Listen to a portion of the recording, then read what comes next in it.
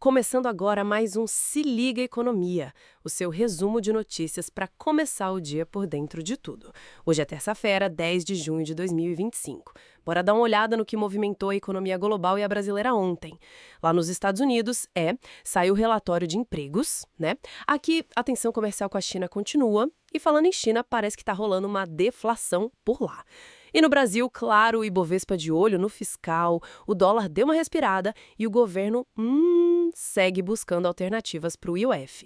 Vamos nessa?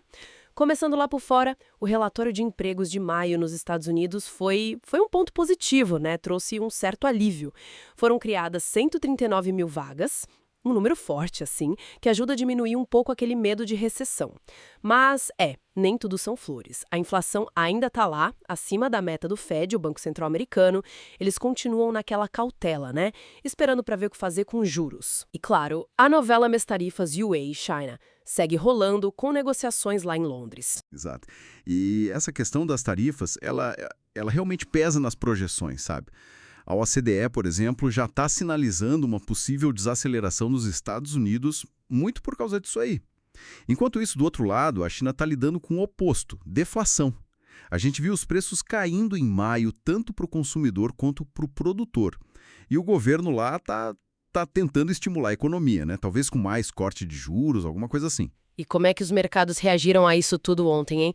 As bolsas americanas fecharam com ganhos, mas modestos, né? O S&P 500 ficou ali, perto da máxima histórica. Já que no Brasil, o dólar, olha, deu uma caída boa, fechou a 5,56, foi o menor valor desde o comecinho de junho, muito por causa dessa expectativa do mercado com as novidades fiscais aqui do governo, né? É isso aí, o câmbio refletiu bem essa espera por definições internas.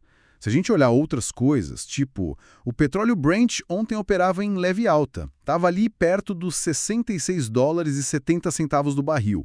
Já o ouro deu uma recuada leve e os juros dos títulos americanos ficaram mais estáveis, sem grandes mudanças no dia. E pegando esse gancho do fiscal, que mexeu com o dólar, aqui no Brasil esse assunto continua quente, né?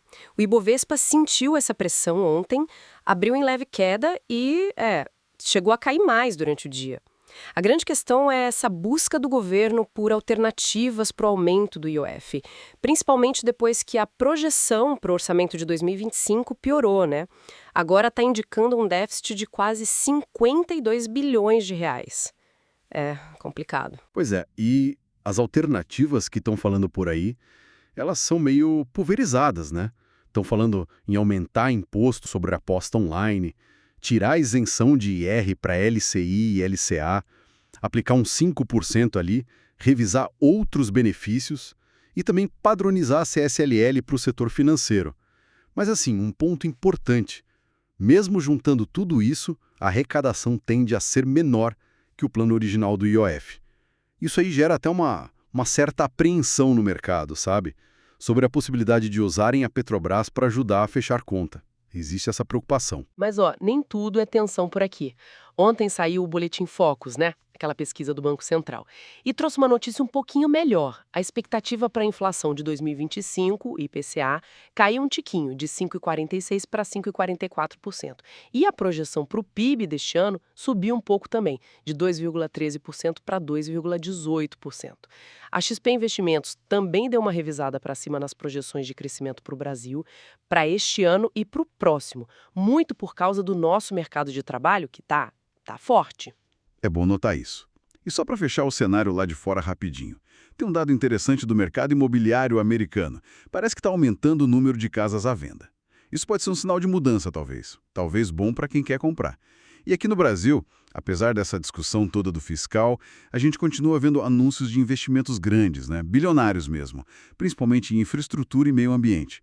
São projetos de longo prazo. Bom, acho que demos um bom giro pelos principais pontos de ontem, né? Tentamos trazer o essencial aqui para começar o dia bem informado. O cenário, como a gente viu, continua bem dinâmico, muitas peças se mexendo. Sem dúvida. É fundamental continuar de olho, né? Principalmente na questão fiscal aqui no Brasil, que deve continuar sendo o foco. E também nas movimentações lá fora, claro. negociações comerciais, próximos passos dos bancos centrais. Tudo isso importa. É isso aí. Agradecemos a companhia de quem nos ouviu. Fique ligado para mais análises e informações econômicas aqui no Se Liga Economia amanhã.